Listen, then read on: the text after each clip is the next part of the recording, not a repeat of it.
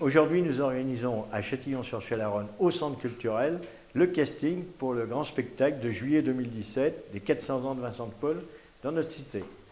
La première partie, dans cette salle, nous recevons toutes les personnes, tous les bénévoles qui veulent s'inscrire. C'est la partie administrative, avec photos, inscription, et dans l'autre salle, le metteur en scène Xavier Arlot reçoit individuellement les futurs participants, acteurs, figurants, acteurs, actrices, figurants et cavaliers. Ah bah oui, ça c'est bien ça. Ça aussi. Alors, je ne peux pas dire qu'il y a un nombre défini de comédiens. Je sais qu'il y a 61 rôles à texte d'adultes pour 11 rôles à texte d'enfants, hommes et femmes confondus. Et autour de ça, il faut pléthore de personnes qui puissent jouer dans des rôles qui ne sont pas forcément des rôles à texte. On cherche, on va dire qu'on peut aller jusqu'à 300 personnes sans aucun problème. À mon avis, chiffre que nous n'aurons pas trop de mal à atteindre. Oui. Donc les gens passent d'abord auprès de l'association SVD qui les accueille. Il y a des gens formidables qui sont là pour ça, qui sont vraiment d'un accueil très chaleureux. Et puis donc en général, je crois, on prend leur nom, leur prénom, leur adresse, etc. On les prend en photo pour qu'ensuite il y ait une trace visuelle, parce que moi en général, je me souviens bien des gens et de leur prénom. Il suffit souvent que je revoie la photo et après ça, tout me revient, y compris même la voix qu'ils avaient. C'est quelque chose qui me parle beaucoup. Et puis ensuite, eh bien, je viens les chercher. Et ici, on fait un bout d'essai vocal pour ceux qui le désirent, parce que tout le monde n'est pas forcément candidat pour tenter un rôle à texte.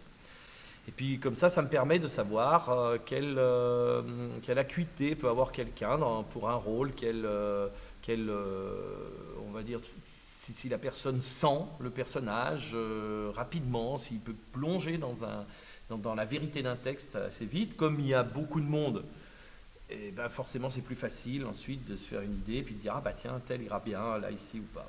Voilà. Et ça, c'est l'épreuve ultime et ça nous permet de faire connaissance. Sont les plus appréciés par nombre de personnes que j'ai en haute estime. D'ailleurs, nous venons de nommer Monsieur Antoine Godot évêque de Grasse. Je crois qu'il en a un de vos participants assidus. En effet, Votre Majesté, ce cher académicien honore nos humbles entretiens de sa présence. Mais se sent-il prêt pour une telle charge? Je n'en suis pas certaine. Je fais confiance à l'art du père de Gondran, son directeur spirituel, pour le conduire à accepter. Dieu l'inspirera, j'en suis sûr. Je vais m'arranger pour distribuer les rôles pour que les gens l'aient entre le 5 et le 12, le 5 et le 10 novembre, j'ai vu le 5 et le 12. Et ensuite, il y a les enregistrements 14 et 15 et 21-22 janvier, si je ne me trompe pas, ces 2 week-ends sur janvier, les enregistrements se passeront ici, à l'école de musique. Là, on est au centre culturel, mais c'est juste à côté. Et puis ensuite, les répétitions vont commencer à partir du 5 mars, à raison de tous les samedis. Mais attention, évidemment, répétition, ce n'est pas pour tout le monde, puisque les 11 premiers samedis, il y a 11 scènes. Hein. Donc, les 11 premiers samedis sont dédiés chacun à une scène.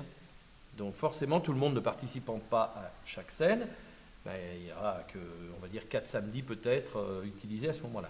En revanche, dès qu'on arrive au mois de mai, puis au mois de juin, là, on accumule les scènes les unes avec les autres pour en arriver au filage total du spectacle.